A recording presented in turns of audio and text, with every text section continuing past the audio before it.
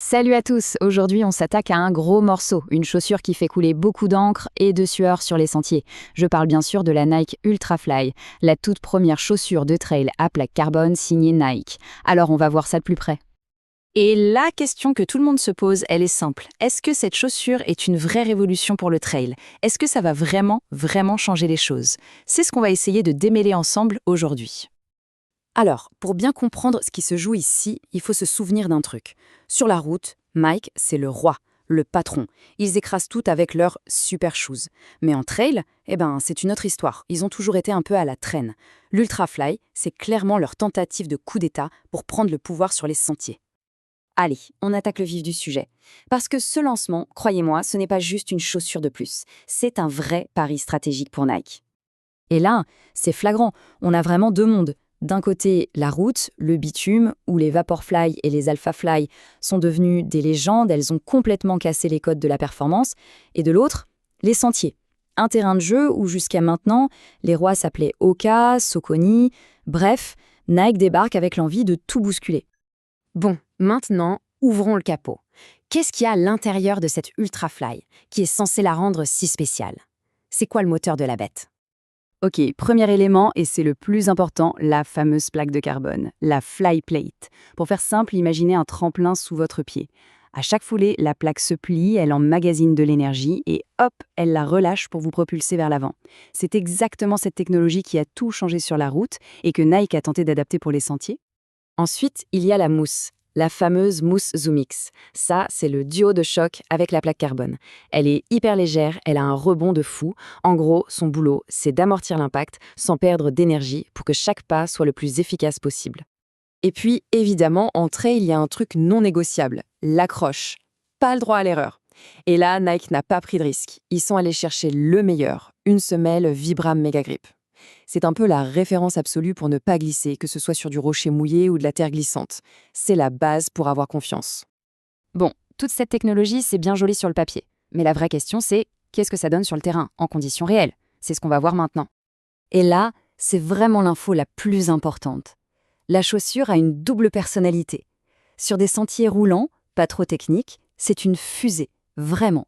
C'est réactif, ça propulse, on a l'impression de voler. Mais dès que ça devient technique, caillouteux, avec des virages serrés, le rêve se transforme un peu. La rigidité qui était un avantage devient un gros problème. La chaussure manque de précision, on sent que la cheville travaille beaucoup plus. Et ce n'est pas juste une impression. Ce témoignage, après plus de 200 bornes de test, le confirme noir sur blanc. Le verdict est sans appel. Incroyable sur le roulant, mais très vite limité dès que ça se complique. C'est vraiment une chaussure à deux visages. Alors, ok, elle a ses forces et ses faiblesses. Mais comment elle se situe par rapport à ce qui existe déjà? Face à la concurrence, ça donne quoi?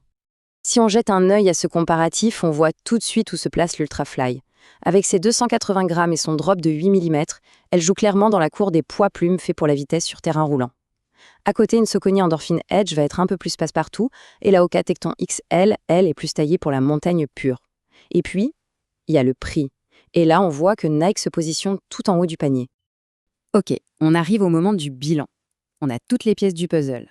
Alors, cette Ultrafly, révolution ou pas révolution? Premier élément du verdict, et il pique un peu, le prix. 250 €. Voilà, c'est dit. On est dans le très haut de gamme. C'est un vrai investissement. Clairement, ce n'est pas une chaussure pour tout le monde. C'est le prix à payer pour avoir cette technologie sous les pieds. Du coup, la vraie question, c'est pour qui est faite cette chaussure? Eh bien, le portrait robot est assez clair. C'est pour la personne qui cherche la vitesse avant tout, qui court sur des sentiers plutôt propres, roulants, et qui vise des distances entre 20 et 40 km. Bref, c'est une chaussure de compétiteur, une arme pour chasser le chrono sur des parcours bien spécifiques. Et à l'inverse, pour qui elle n'est pas faite? Eh bien, si on court dans la boue, sur des sentiers très techniques, ou si on prépare un ultra où la stabilité et le confort sur la durée sont la priorité numéro 1, alors il vaut mieux passer son chemin. L'Ultrafly n'est tout simplement pas conçu pour ça. Donc, pour répondre à notre grande question du début, est-ce une révolution? La réponse est non, pas pour tout le monde.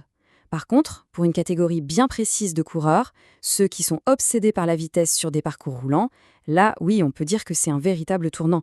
Pour cette niche-là, c'est une petite révolution. Et tout ça, ça nous laisse avec une question pour la suite. Est-ce que l'avenir du trail, c'est ça? Est-ce qu'on va avoir de plus en plus de chaussures super rapides, très inspirées de la route? Est-ce que le trail va devenir une course de vitesse comme sur le bitume? Le débat est lancé et ça va être passionnant à suivre. Merci beaucoup et à très bientôt.